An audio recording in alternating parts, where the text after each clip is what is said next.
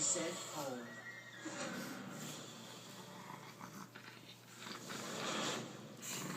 Knowing that I've faced death, knowing that I've made it through so many times, I don't want to push the envelope.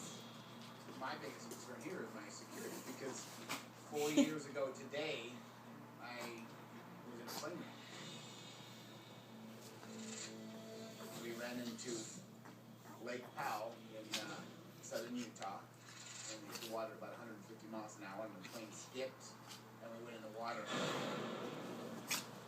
I had to swim 2 miles in 43-degree water, and I survived. And we, wow, That's pretty intense. Here's Roland telling me about the plane crash 4 years ago, and the fact that he is afraid, and he's really trying to like get the strength up to do this. And